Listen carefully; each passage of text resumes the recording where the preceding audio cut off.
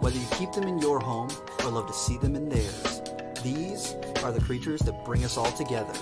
Reptiles. We're going to be delving into the experiences of reptile lovers from around the block and around the world. This is the Reptile Talk Podcast.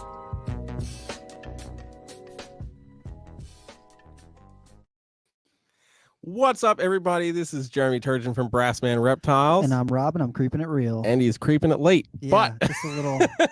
This is a little late. So this is super duper exciting for a few different reasons. One, of course, because of our amazing guest that we have tonight. But two, because it's officially our 1 year episode.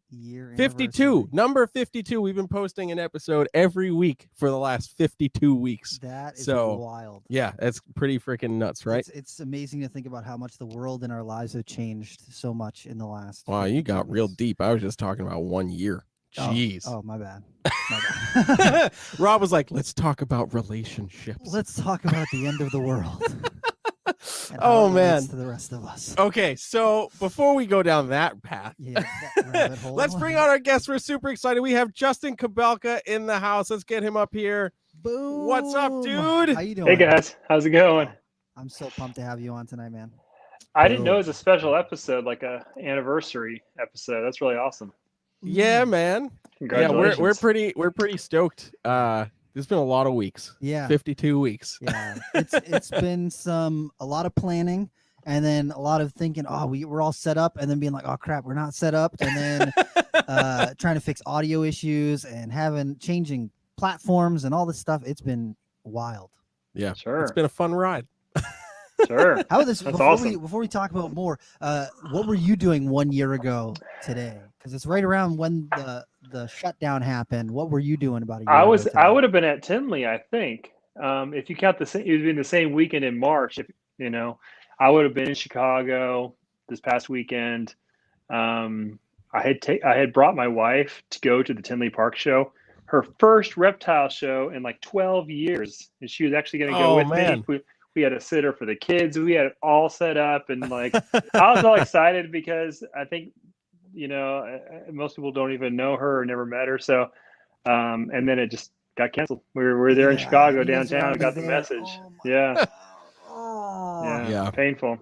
Oh. But boy, and you look back, like they're like, you just shelter in place for about 2 weeks. About 2 weeks, it'll all be over. 3 weeks tops. Be done. Yeah. They're already planning the Tinley show for like November. Yeah. Yeah. Oh my God.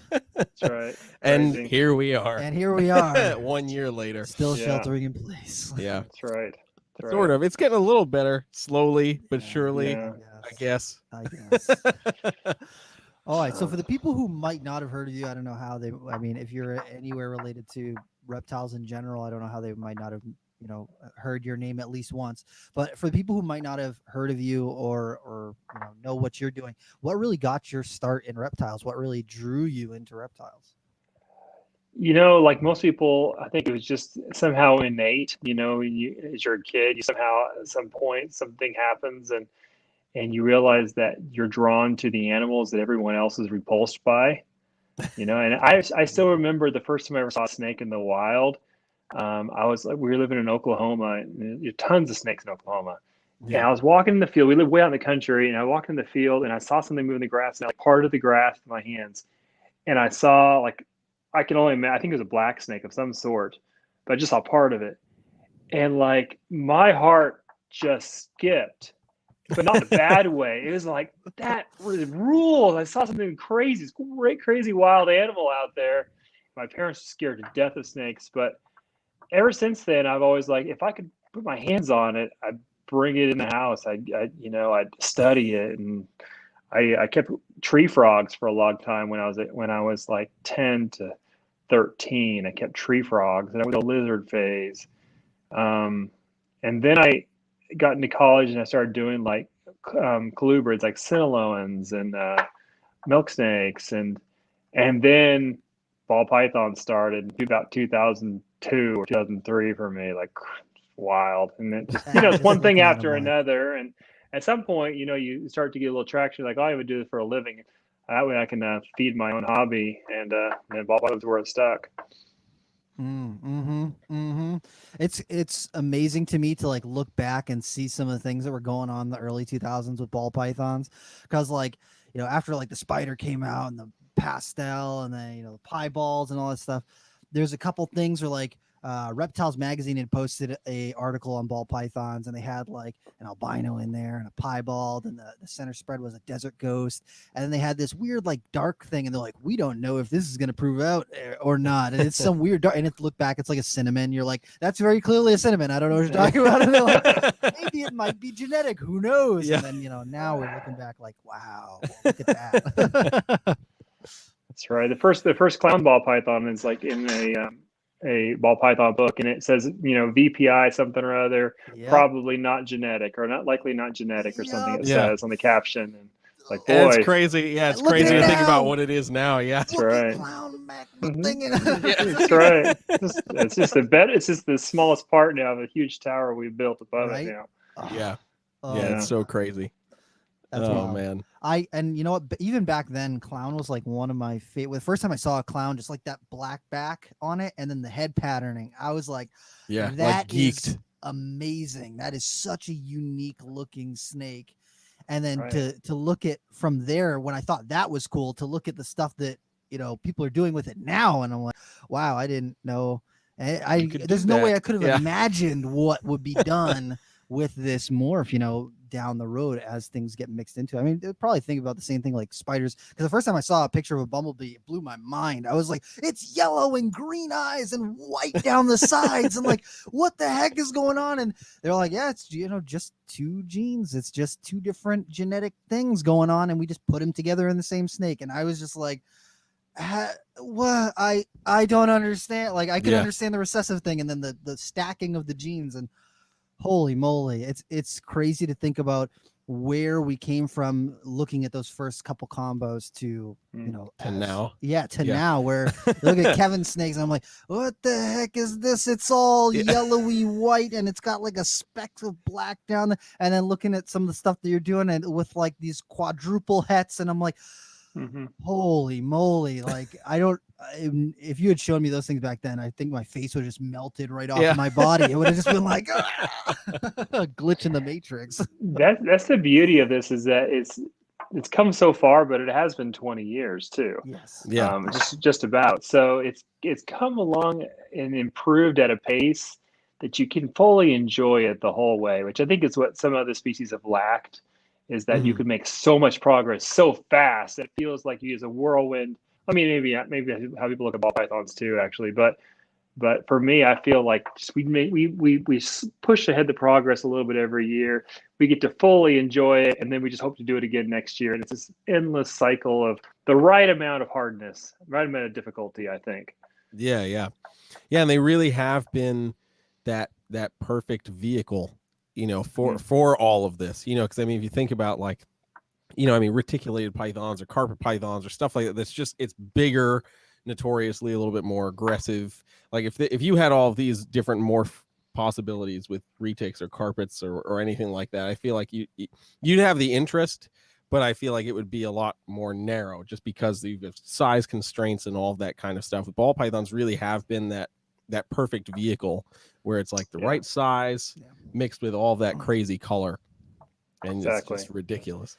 See, I think back to like when Burmese pythons were like at their height of popularity, when, you know, albino Burmese pythons and the labyrinths and all that stuff were coming out, and there was just a lot of people getting them. And I feel like the difference between ball pythons and the Burmese python craze is like when you sell someone a ball python, like if Justin sells somebody a ball python, he can pretty confidently say, oh, this person's going to be able to take care of this thing and it's going to be fine. Right. Where back then with the Burmese pythons, you're like, just buy this thing and look at how cool it is. Yeah. Don't think about how big it gets. Don't think about that. Like, just buy this. Not just that though. Not just can we know they'll take care of it. We know they're going to get it home, and they're going to think, I want 3, 4, I want 10 more of these, and they can just put them all in a little tiny rack, and And then like, well, I can just put another rack right next to it. And then you can't do that with Burmese pythons. You're never going to do that with Burmese pythons. No, not at all. Yeah. But wait, I thought they only grew to the size of their enclosure. I mean, that's probably what they told the pet stores back then. Yeah. They were like, just keep them in a I'm small sure. tank. Yeah. Oh my Exactly. goodness.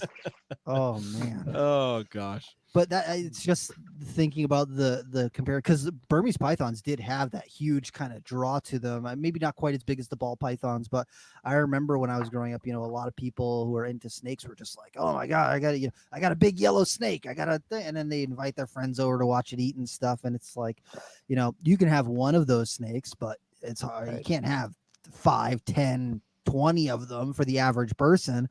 Whereas ball pythons, it's not unreasonable for a regular person to have 5 or 10 ball pythons. It's not unmanageable. Yeah. Yeah, we're trying to make that seem as normal as possible. Yes. Yeah, exactly. And you know what? It Exactly. works for you better than it does for me, because I look like a weirdo and you look like a regular person that I could meet at like Starbucks. So like they see Justin and they're Just like, was there. right? Exactly. They look at him and they're like, he looks like a regular, not weirdo. I'm a regular, not weirdo. I could get a pet snake. Look at how clean cut he is. Yeah. He's got a nice family. The that he lifestyle loves. doesn't have to come with the snake, unfortunately. Exactly. Right? Yeah. No. I think that's great, because that's what our hobby needs. It really It that really that does. diversity is really key. I mean, one of the US Arc live streams we did at Nerd, we were talking about that. Like it was you, Yes. me, and Kevin in the room, and you were like, "Look at the three of us. We all look very different, Yes. and we all do the same ridiculous thing, Yeah. which is own snakes." Because Right. 25 years ago, you had asked, told somebody you had 25 snakes, and they would, even reptile people would be like, "Excuse me, Yeah. 25? How many aquariums do you have in your house?" Yeah. Like, So I have the perfect story for that, because as you know, and you guys have enough animals that you after a while you've lost any sense of judgment on how many is too many reptiles. yeah. I have no sense of scale. I have no sense of scale whatsoever. Yeah. Okay, so I was talking to this guy. He lives here in Georgia. He has like a zoo, like a literal little. It's not private, it's small zoo. Mhm. And he said something about, "Oh, you should come and pet the tigers." And I said, "Tigers with an S?" He's like, "Yeah." I'm like, "How many tigers do you have?" He goes, 6. And I go, 6 tigers? Now I've never been on the other side of that coin before. Yeah. Now I know how people feel. And I was, "How many snakes do you have?" "Oh, 100. 100 snakes? Like, I know now what it's like on the other side. I've never felt that way before. At that moment, I was like, "Okay, I get it. I get Okay. it." Yeah, that's fair. That's fair. Yeah. That 6 really is tigers. great. Yeah, 6 tigers. That's a lot. Oh, Yeah. I don't know. Did you see Tiger King? There's a lot of tigers Right. in the United States. That's true. Apparently. That is true. Yeah. Oh my gosh. I'm gonna laugh about that one for a while. Just 6 Yeah. tigers. that would be my. That I'm would be the thinking a first thing out of ripple my with mouth. 2,500 snakes, and I'm thinking 6 tigers is like ridiculous, Yeah. Well, I mean, to be fair, it only takes one tiger to end your life. It would probably take Right. all of your ball pythons All at biting you once. at the same time to They have do to some real gang up. damage. Yeah. Yeah. Oh my goodness. Oh man. So okay. I came down to see you not that long ago, and we got to talk about some different things. And there's one question that I asked you down there that I think some people would be interested in hearing, and that's like, so you've got some incredible projects happening. There's obviously no denying that. So what is one of those things that goes through your head before you pull the trigger on a certain project, like either going in that direction or adding a project into your collection? I don't know. I'm not very good at rules. I don't have a lot of rules for how I run a business. Yeah. I really have a sense for it. I have this sense for like, this is kind of where I want to go, and I'm constantly editing it. That's the thing about these snakes, is that as you develop these projects, they usually go routes that you never expected, because you see the result of something and you think, well, that's not what I thought. But now that gives me the idea for this, and they're very, it's a crooked path to get to the Right. Pompeii or something like that. It's not, oh, I want that. I want a red snake like that. I never could have imagined that when I started. Yeah. Mhm. So I look at it, from a very practical standpoint. I look at it, in the market, because there's what project you want when it comes to purchases. What project you want, and then when is the time to buy it, And I kind of just have this sense for when I feel like, okay, the project's in a stable place. I try not to buy at the very beginning of something usually. Unless you're the first person in, you don't want to be the third, fourth person in. You want to be the first person in or the 30th person in. That's usually where I try to be, one of the first or 30th. On most things. But but I don't know. I unfortunately I don't have any word of wisdom. Maybe I told you something when you were here that stuck in your mind that I'm forgetting now. But I think that was literally just it what you just said. You either want to be first or 30th in that project, because so many people they'll see that project and then immediately want to jump onto it, because they see one or two cool things that it might have done, but right. So much of that groundwork still has yet to be done. So you might say, hey, with Yellow Belly, the smuggler ball, oh boy, looks really great, but with everything else, it looks like doo-doo. So you just got to keep it in the Yellow Belly complex, and then it's not really worth it. But if you're the second, third, fourth, or fifth person in that line, you might not know that, Yeah, you might not know that, or you might be the one that bought in right before the major price drop when everybody figures it out, Yep. Or get to that zone where people are undercutting everyone because the price doesn't support the demand, or vice versa. And so, that's the challenge of it. And usually when you get to having a big collection like mine, it's hard to lose. I can leverage almost anything because I have really nice snakes to put it to.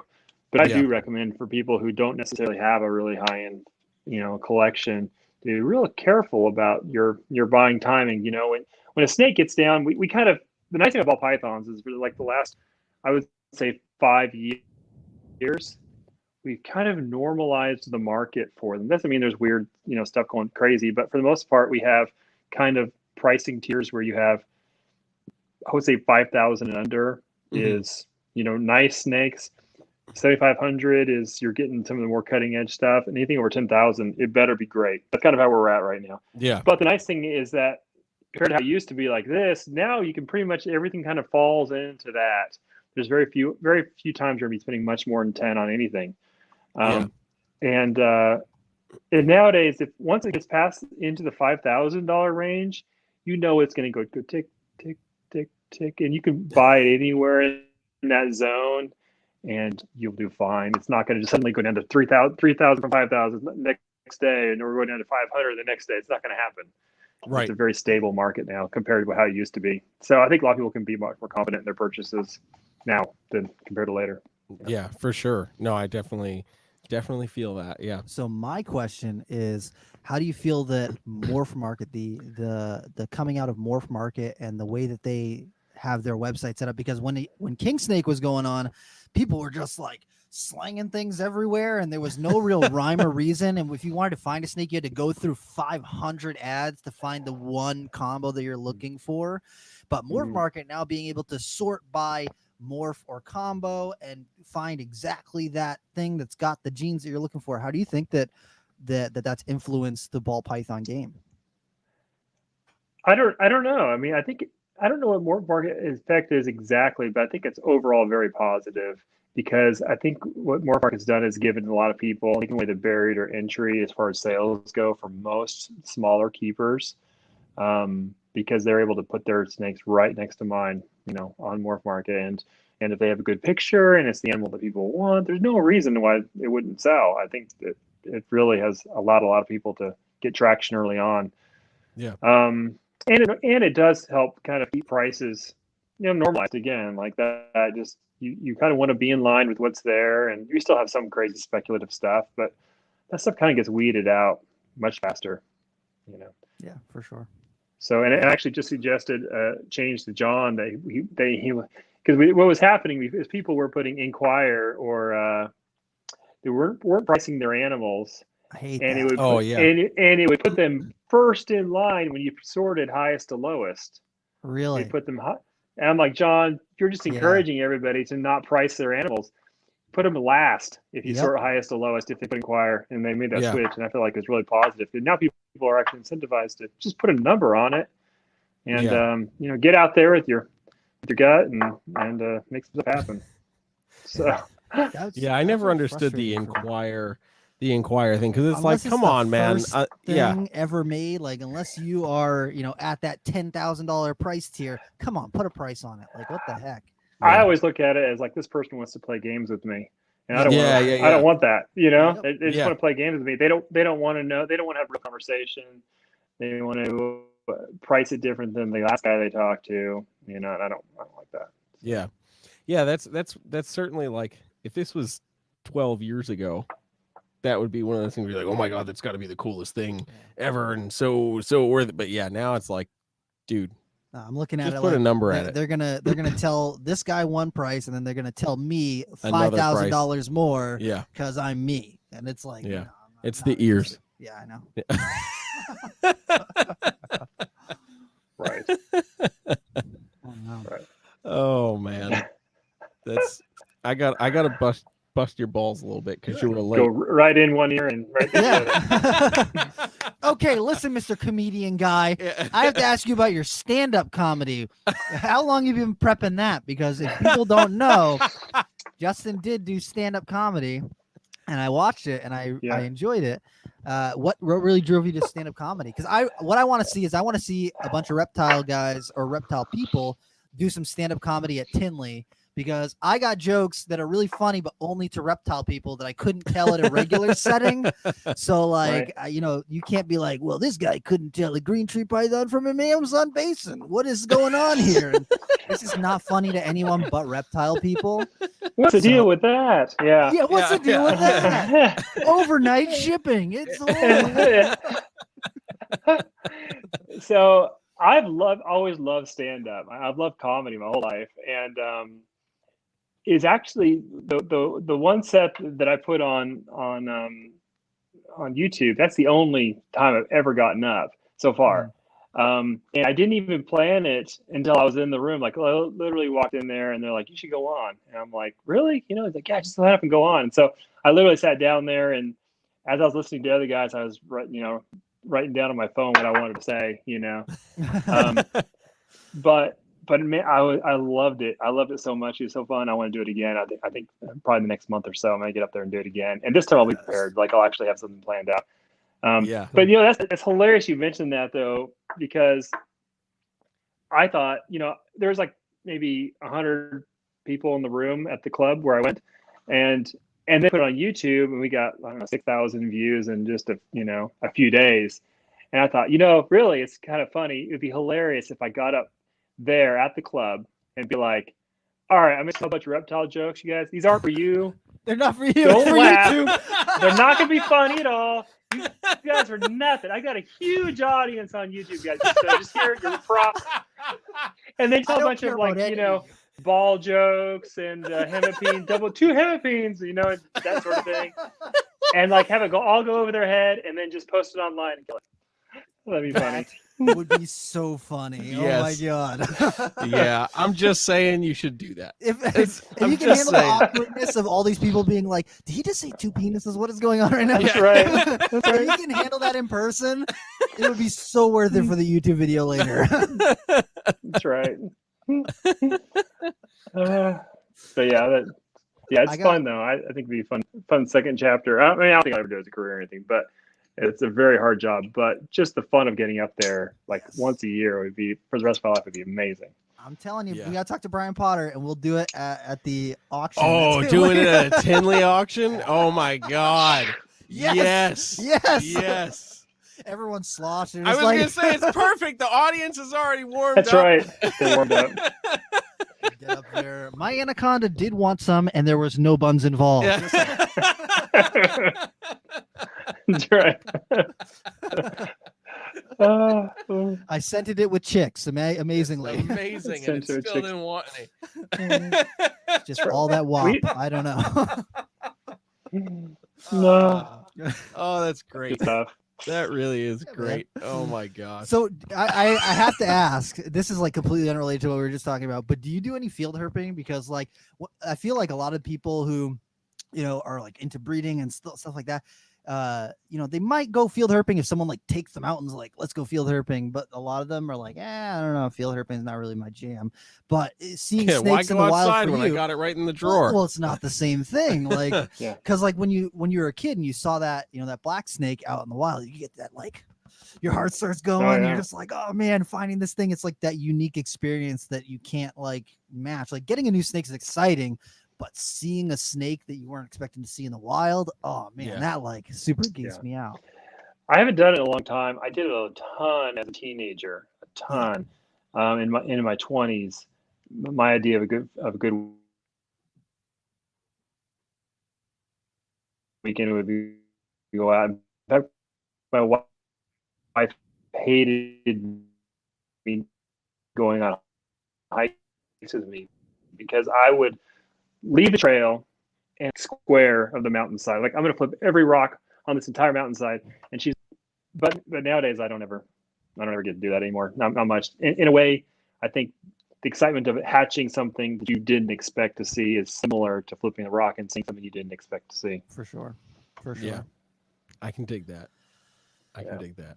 See, I'm starting to like look around at different places now, and I'm like, I need to go see snakes out there. I need to. Because during the wintertime up here, there's nothing to do, so I'm just sitting here going stir crazy. Like I'm breeding snakes, but like, yeah, there's no eggs. There's nothing exciting that's gonna pop This is out hard. at me. This is a hard time. It always is. Yeah, always is. Do you have any hobbies that keep you like occupied while the eggs are incubating? Because like just sitting there and watching that 60 days tick down is just. Yeah, I try to get out of the building as much as I can. So I do mountain biking some, but the thing I'm kind of getting to more is cars.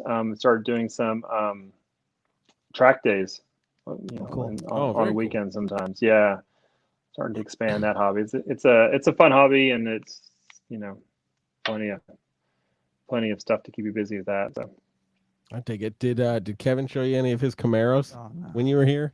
Bad jokes. Yeah, they're bad. That's a bad joke. Jokes. We give Kevin crap because he drives that wonderful white van that's always parked in the parking lot. Yeah. But we're like, you're the evil morph god. Where's all your Camaros and like all these really cool sports cars? And he's like, no, I don't do that.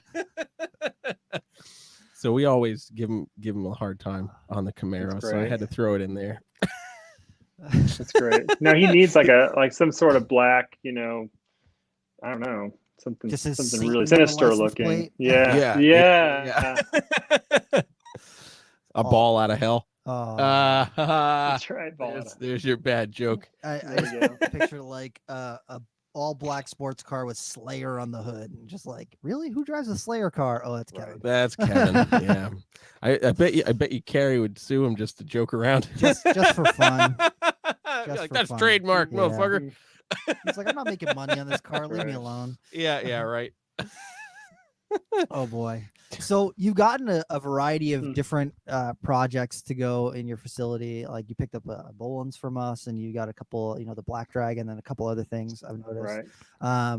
What is that like for you? Because I mean, you've been so hyper focused on the ball pythons. Have you always had like a sprinkling of other things, or was there a time where you're just like, nope, it's just focus on the ball pythons for now, and then branch out later? Yeah.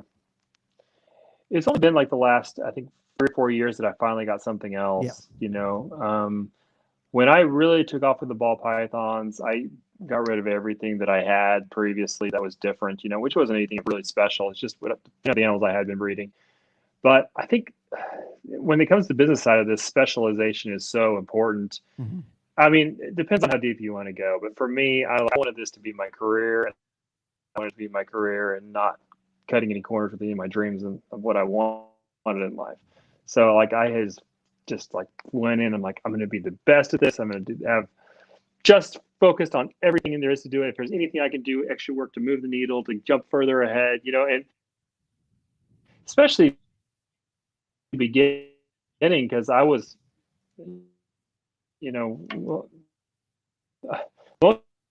most of all of us were just trying to get to Kevin's level when we first came into this industry. Kevin and Ralph and all the different guys, the Sutherlands and Barchek, and we all wanted to be them, right?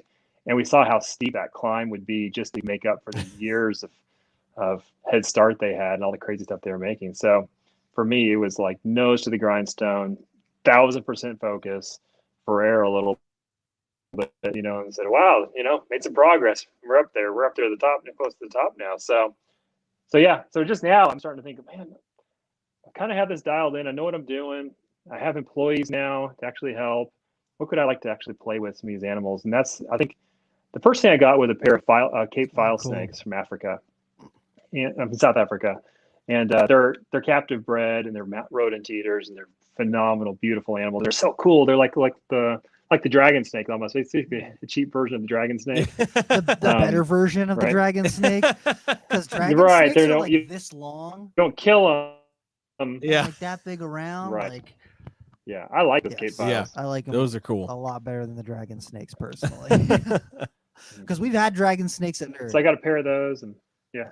You did. Oh, I didn't see any. No, we sold them. We got them in. We had them for a couple months, and then we sold them because I was like, I don't want these here. Get these out of here. These are not things that we should keep around. It's just Nerd is not the right climate for those snakes. Like, there's no place during the summertime. There's no place in the store for those snakes. Cool enough. It just, they need to be cooler than we keep it in that store. But we did okay with them. But then I got the bowlings from Kevin, and that, to me, that's I didn't even know. I knew there's a special snake that I always wanted, but man, I was underestimate how cool they are, and such a dream snake. Then the monitor doesn't like them. Really, I don't really have much else other than those. So far, we have a couple, geckos and stuff, but yeah. Yeah, I dig it. Rob's not the biggest fan of Bolin's pythons. I'm not. They're super messy. So but he doesn't like to have to clean up poop 47 times a week. Is there a delay when I'm talking? There is a little bit of a delay. Yeah. Yeah.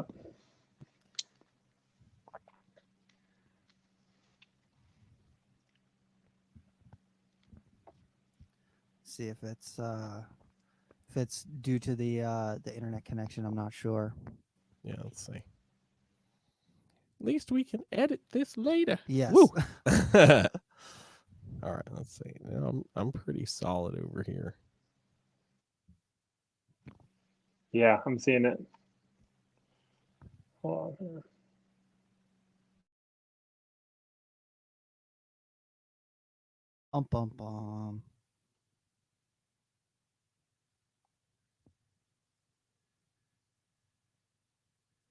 Oh, did we lose Justin? I think we lost Justin. Whoops. Uh-oh, SpaghettiOs. Uh-oh, SpaghettiOs. All right, well, hopefully Justin will come back and we can pick that up and we'll edit this out. Yeah. From the audio. It's the first time we've had an issue with the video. Platform, yeah. So I'll take it so far. So hopefully Justin can jump back on. But yeah, guys, thank you so much for hanging out and talking with us. I see everybody in the chat. We definitely appreciate it. It's 1 year for us. It's our 1 year anniversary, which is freaking awesome. Bananas. It really is crazy. So I'm super, super excited. Okay, let's see. Justin's back. Let's get him back on here. Okay. I don't know what happened. Hopefully it's be better. Yeah. Hopefully you got the delay slowed down a little bit. I think it just got bigger. It's getting bigger and bigger and bigger the longer we were talking. Yeah. Hopefully we're good. Cool. Okay, so we were talking about other species, talking about how Rob doesn't like to clean up multiple Bolin's poops. Yeah. They're just super messy. I don't know. Good big poops. Yeah. Yeah. Yeah. I mean, I get it. They're iridescent. That's why. I get that's why people like them. They're shiny. So are golden childs though. They're shiny too. And a lot less expensive. That's true. That is true. Yeah. See, I like my scrubs. My scrubs are just as shiny. It's just they're not as poopy. Yeah. Yeah. Is that how you're going to describe them Yes. when you sell them to people? I'm Like, not going to listen, sell scrubs to people. What are you talking about? They're all for me. Yeah. You're like, listen, they're just like Bolin's pythons, but they're not as poopy and they're No. just cooler. No, I don't want to compare them to Bolins. No? No. Okay. All right. I think you're missing out on an opportunity there. I know. The less poopy Bolin's I should just python. post a picture of like a black white lip python and then a Bolin's python, and it'd be like, if you think that these are cool, then get one that hates you more. Like, get a scrub. Oh man. I'm hearing all this, and all I'm thinking is, yeah, Tinley needs to have this whole stand-up thing happen. I would love that. I'm just saying. I think it'd be really funny to get 4 or 5 reptile people to just do a quick little stand-up thing. Yeah. Some of the stuff that I get, just like people at the store who call. Like, we have you saw the mangrove snakes while you were out here. And we post about them online quite a bit. And we had somebody call the store, and they were like, "Oh, do you got any of them? Those Boiga, what is it? The Boiga melatonails? Do you have any of those?" And I was like, oh, "A what? Excuse?" And they're like, "I'm not sure if I'm saying that right. I just read it online. I don't know if it's it's one of those mangrove snakes." And I was like, "Oh, melanota, melanota." Yeah, listening to your intercom there at Nerd, I was like, man, this is a rough job, because I don't even know who was coming over the intercom, but somebody could be like, "Hey, line 3, someone's got a question about, I don't know, some species that I don't even know." And I'm like, I wouldn't want to take that call, because I don't know. You don't know what you're gonna find on the other side when you take that call. And Kevin's like, we don't even have those. I'm like, yeah, exactly. Oh, exactly. Yeah. Constantly. Yeah, that is a constant. Yeah. Today was pretty intense. It was like every other phone call was a call for Nerd. It was, oh my goodness. It was intense. We're packing shipments and stuff and trying to answer these phone calls. The person's like, "I bought a thing that wasn't from you. Can you help me fix it? Because it's messed up." And we get 47 of those phone calls a day. And then they want to tell us their whole life story. And I'm like, "Have you checked out our YouTube But if you don't answer, or you cut them short, then Kevin's such an elitist, and he won't even, take phone calls from regular folk anymore." That's right. It's funny because you can hear when people figure out that it's Kevin on the phone. Like, if he answers the phone. Oh, yeah. Like, hold on a second. Is this Kevin? Is this Kevin? He's like, is this? Yeah, yes, Kevin. This is Kevin. And then it's another 13 minutes of, "Oh my God, Kevin, I love you. I love you so much. You're amazing. Your ponytail's cool." Like, do you ever get that on your social media where people are like, "Oh my God, Justin just responded to me." Like, "Oh my God." Yeah.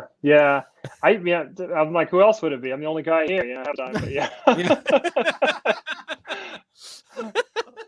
You're like, "This is Justin Kobylka Reptiles, and my name's Chad. I'm just here to answer all your questions today." That's right. Yeah, that's right.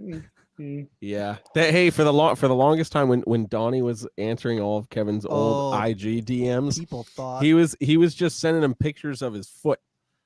Like his sneaker and stuff. To mess around with people, because Kevin never checks. So not the Nerd DMs, but Kevin's personal DMs on the Evil Morph God account, because Kevin just doesn't look at his DMs. He would be so overwhelmed. If I message him on Instagram, he does not read it. And I'm like, I'm telling you to check your messages right now. I'm sending you something you will appreciate. It's cool.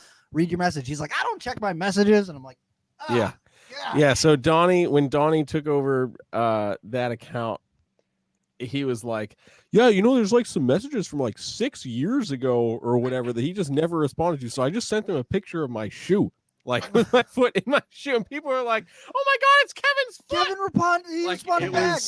It was crazy. Oh my Lanta. So great. Yeah. So great. So not that I'm saying you should leave anybody on red for a few years and then send them a sneaker pic, but no. I don't like leaving people on red. I always feel like they're gonna go tell everybody that I'm an elitist or anything. I'd rather not read a DM and leave it for a year than I'm gonna try to say something. If I read it, that's my goal. Say something, even if it's like, "Hey, cool snake." Just I'm not just a picture of the snake, like, "Cool snake." Like Yeah. to me, that's very dismissive to say that. But if I don't say it, then I'm really in trouble. So Yeah, exactly. It's so Exactly. crazy Yeah. that these people, like people who have never met you, never spent money with you, never talked to you before, like feel entitled to your time like that. And it's like you realize that I've got like lots of customers that I deal with and people that I've they got a don't family realize and all- that though. They Exactly. don't think about it. They don't think about anything, any of those things. That's what it comes. After a while, you figure that out. Is like they're not malicious. They just literally do not think about what their the situation is whatsoever when they send that message. And Yeah. it's like but someone asking me like how to feed their snake is like me like asking Dr. Fauci personally if I should wear a mask. It's like Right. there's other people who can answer this. Right? Have you done a YouTube search at all? Yeah. At Right. all? Like, Yeah. Right. Please. Like you don't have to go to the top to get this information. You just Yes. get Yeah. it from anywhere. But yeah. it's okay. So It's okay. do I'm you thankful for the. I'll hate the day that just go away and nobody cares anymore. So For sure. For sure. I'm thankful for it. Ride the wave while you got it, man. Yeah. So do you have like time that you've set aside? Like, okay, I don't touch my phone for Sunday afternoons. That's my family time. Just do that. I need to. I don't. I'm bad. I try to like focus on the family, especially on Sundays. Yeah. But honestly, every day I think I try to batch my messages and everything. I do have someone now officially helping me with my messages online, so that's helpful. But like even my texts, usually I'll just say like I'll just see tons of texts coming in, and I tried my best not to read them at all, and then I sit down and like okay, I'm just gonna try and knock through as many of these as possible. Problem is every time you respond to somebody, they respond back. Right back. And then back. unread. I was trying to like, go away. I want that message gone. I don't want to see it. And then bam, it comes back. They're those people who like they feel like they have to have that last message back to you. Right. Oh yeah. That's the worst. That's the worst. Conversation. Well, now you can just like the message. Yes. You know. Yes. Legit. That's best where I leave thing it. ever. I just give it the quick little like, and I'm like, okay, that's a response. I don't need to say anything back. Mhm. That They counts. can't like my like. They can't like my like.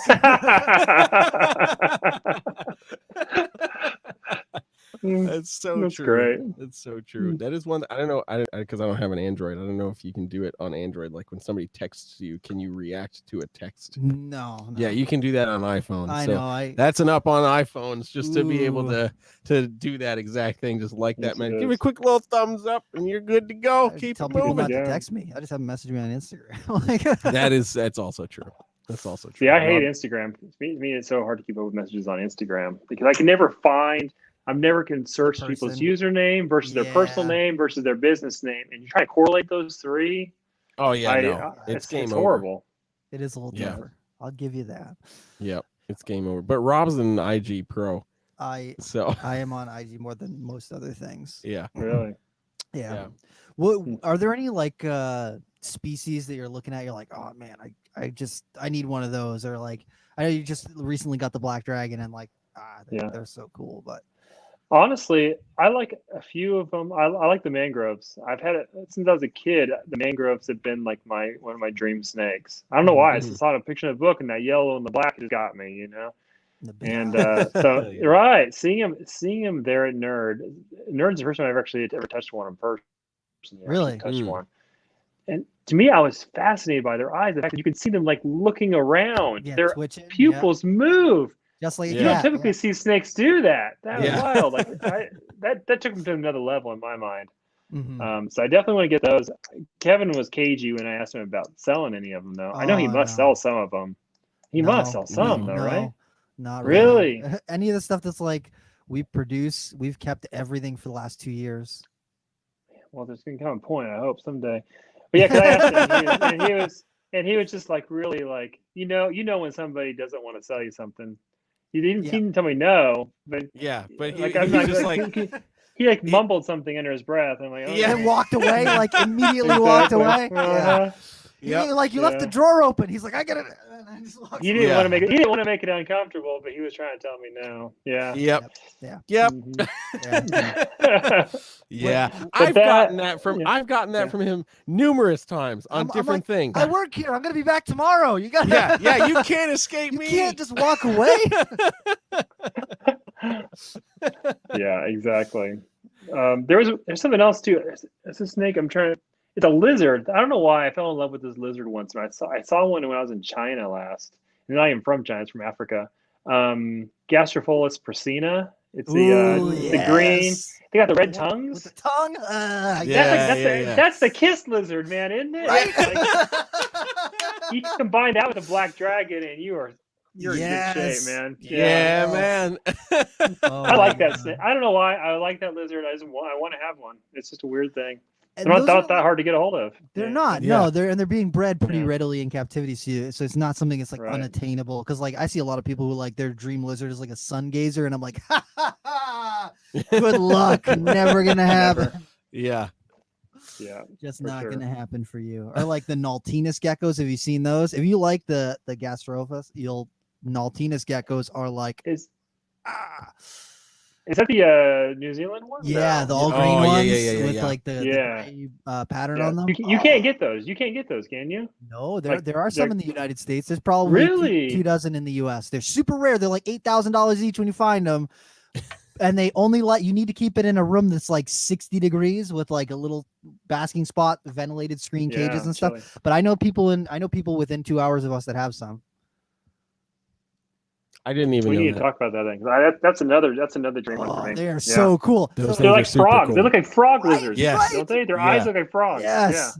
So crazy. funny story about that species, because I've been like lusting after those things for 15 years since I was like a child, basically.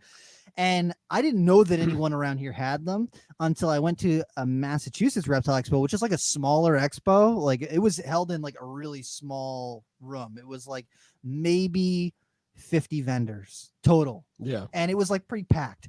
And I'm walking around, I'm like doing my little lap and looking at things. And I look in this this booth has got a lot of like live planted vivariums and stuff. And inside one of them, I see this like bright green gecko just sitting there. And I'm like, that looks a hell of a lot like a Nautinus gecko, but who the hell would have a Nautinus gecko at a Massachusetts Reptile Expo? And so I was like, I like completely brushed it off. And I was like, there's a plastic lizard in there.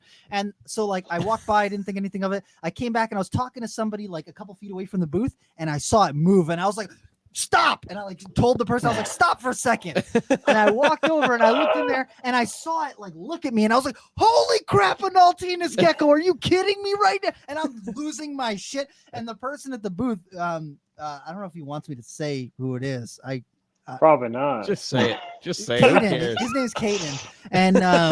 And I was like, holy crap, Nautinus gecko. And he's just beaming. He's just like, you know like, what it is. somebody knows what's nobody up. else knew what it Something was. special. Nobody cared. Like people were just Mhm. walking right by. And I'm sitting there losing my shit. And he's like, yeah, I've got some Nautinus geckos. I was like, you have more than one? Are you kidding me right now? He's like, yeah, I got a small group. It's no big deal. I mean, That's and I was crazy. like, oh my God. And I just sat there staring at it for the next half hour. I was like, oh my God, that thing's so cool.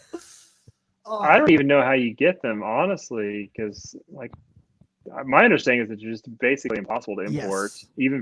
even from Europe, where they have captive bred lines. Like they're not accepting paperwork for them Yep. Yeah. Yeah. to bring them in. There That's are wild. a few. I've seen at least 5 people who have them in the U.S. right now. That's crazy. So Mm. not completely not there, but they are super rare. Right. Only a few people working with them. They don't really have a high production rate. So those people are Right. just like networking with each other and trying to to get it make more of established. them. Yeah. But man, and he posts pictures of special. them every now and again, and I'm like, oh my God, they're so cool. So cool. Hmm They're so cool. Yeah. Not- Yeah. I would Like have. those- I would have like- lost my shit if I Yeah. saw those. Yeah. Mm, Big it was a time. good show. It was a good show. I like Cinnasaurus. I'd like to get some Cinnasaurus. Which They're species? cool. Ooh, I don't know enough about it to say. I like the. I don't know. Okay.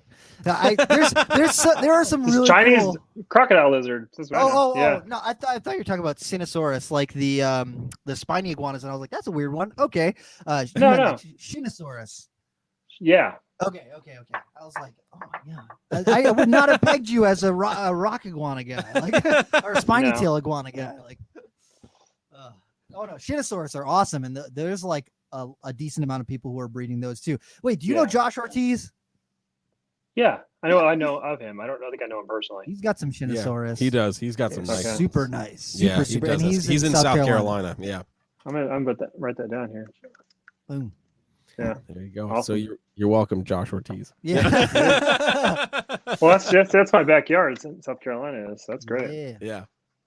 Yeah. Yep. I dig it. Dude, I remember the first time seeing Shinosaurus in person, and I was just like, its head's so small. Like they've got this like short bulldog so head, true. and they're just like these. Well, they're, everything like, about him says alligator, and then the head is like a regular lizard. not head, alligator. Right? It's Yeah. like- Yeah. it's Yeah. like toad-headed You're like- agama. You're like, so how did this Yeah. happen?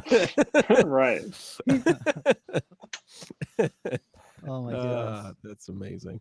And from those, I look at like the Cayman lizards, and they had some. I think it was at the Shed Aquarium, and they had some big ones, and I was just like, "Holy moly! I've never seen ones that It's giant impressive before. when you They're see so those like cool." massive adults. Yeah. And then the Shinosaurus are like, beep, little itty bitties. Yeah. Too good. Too good. That's awesome.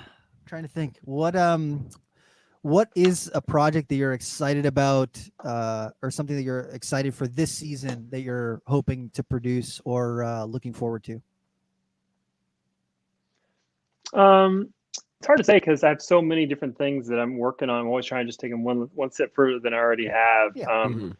But I'm interested in a lot of Desert Ghost clown stuff. I feel like that's kind of the next level of clown. Yes, We're working yes. really hard on that. Yeah, because I wouldn't say we've peaked with clowns, but we've gone so far with them that it feels like they're just, what else could we possibly do? But we know we can make every one of them better with Desert Ghost. So it's just like a Yup. no-brainer. Turn it on, Yep. So that I'm interested in the G-stripe clown stuff a lot. I think that's got a very unique pattern to it. I think it's got a ton of potential. Pieds. This is gonna be a big year for pieds for us. It seems like for me, clowns and pieds like take every other year. If clowns will do great, then pieds do great, and just this is gonna be a pied year for me. But honestly, I love pieds, and again, we're doing Desert Ghost pieds like crazy. But we've gotten pieds so bright, Mhm. so clean, so orange. Is like, well, how do you make them more orange than like neon pure orange? Like in a way, you don't want to ever peak, and we've almost peaked Yeah. in pieds. It's hard to know how to make them any cleaner or any brighter than we've gotten them over time. Now we still have made very, very few of those. You still make more, but to me, I'm not really interested. So that's kind of where we're at with that. I'm curious to see where that goes this year. I dig it. I was gonna say before he started answering, like the resounding everything. Yeah. Yeah, Man, it's true. I forgot exactly what the Yeah. combo was, but one of those like crazy enchy lavender combos that you'd pulled out when I was there, just like that, like starburst coloration. Yeah. I was like, oh my god, I want to eat this. Like, What? why is that? What? Like, dude, it looked like candy. Yeah. It really That's did. that's the cool thing. That's the cool thing on these projects is that you can take them and you feel like, just like with pieds, like I'm not sure what to do next. With lavenders, I was there. I didn't know what to do next. I was putting them into dark stuff, and suddenly we got the starburst, and like suddenly we have now 10 more years of work to do. Just just pulling on that one little string of interesting we found, and year after year, I've found that just when you think that I can't, really, there's no obvious path, you just start tinkering with stuff in an obvious path suddenly, and then you got 5 more years of work, and then it's just. You never run out. So far, we've never run out. Yeah, which is amazing and definitely a testament to the genetic diversity of ball pythons. Like it's funny to me because I talk to some people and they're like, well, ball pythons have played themselves out, and I'm like, have you looked at ball pythons recently? Yeah. Because I mean, yes, there are a lot of things that have been done, but when you look at what's been done and then how you can take those and meld those things together to create more things is not done. It's definitely quite not far from done. Yeah. Well, if you look at it mathematically, we are barely started. Yes. Yeah. That's terrifying. Now, obviously, obviously, there's a lot of things you can make that don't look any better. But that's really what this industry is all about. And the people, I think that what separates people who are serious over a long period of time is that they have all the things that could be done, but they're working in that little angle that really where there's a lot of leverage to make something very different, and they're not, and it's a lot of collection. I think one edge I've had through all this is I've really big on collection management and curation. Like I'm always like, I look at all my projects like almost like the stock market. Sometimes you want to be in stock, sometimes you don't. Sometimes you want to be heavily leveraged over here, and sometimes you want none of those because they're falling like a rock and there's nothing right. And so what we've seen is like over time we're always trying to balance those levels, because what we want is we want that very interesting new thing, but we don't want any of the genes that are going to cover it up and make it not happen for you. So you're always like, okay, I need a little bit more Mojave. Oh no, Mojave clashes with butter and pastel and all this other stuff. It's like, okay, I need a little less Mojave, but with something like Mojave that's not a Mojave. And so you're always like, to try to figure it out. Where I think if you don't spend a lot of time thinking about it, you're like, I'm just going to throw that snake at that snake, and we're hoping something comes out. Yeah. You end up with a bunch of sludge where you're not really even sure what it is. And you think, there's no future in ball pythons. That's kind of how it happens. You have to be very focused. It favors those who are very focused. True. Yeah, for sure. But there's definitely a lot to do. Sure. Man. Okay, so we're approaching our end time, but before we end this, we ask all of our guests one final question. And so, Justin, that question for you is, what in the realm of reptiles, be it something that you've got in your collection, something that you've seen scrolling through the internet, because that's all we can really do during this crazy time, what in the realm of reptiles has you excited about reptiles?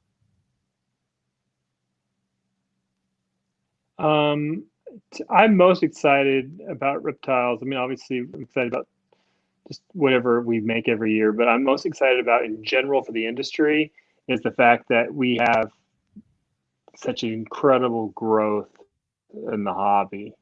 I feel like it's just absolutely exponential, and it overshadows all of us who are doing it on the small scale. That more and more people are being positively, for all the negative stuff you see in the news. I feel like I have 10 conversations a day with people who are just buying their first few snakes, or they're excited about their first breeding project, or their father-son project, or whatever. It's just really impressive to me. I feel like that has been exponential growth.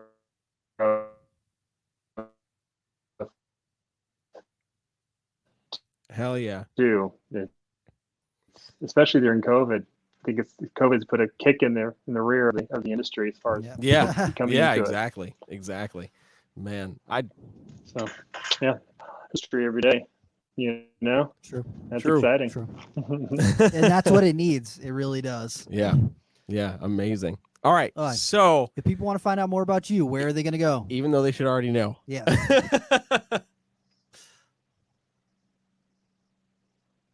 Yeah. Honestly, go to my YouTube. That's the best place to kind of meet me and what I'm about. You can go to Instagram, of course. Just type in Justin Ball Pythons. You'll find me. Don't try to spell my last name. It'll lead you astray. If that's not part of your stand-up set at Tinley, I'm gonna be upset. You only have on some Russian KGB website, and then the FBI will knock on the door. So. Oh man, amazing! Well, Justin, thank you so much for coming to hang out with us, man. We really appreciate it, and we got to have you back again because there's so much more that we can talk about. Yeah, you guys are awesome. It's nice to meet both of you this year. Most definitely. At the same time, both of you. And, be good. And thanks for making me part of your anniversary. Yeah. Hell yeah, man. I appreciate it. All right, we'll talk to you soon, man. Take care, man. Have a good night. Bye. All right. See ya. Bye. Boom. How awesome was that?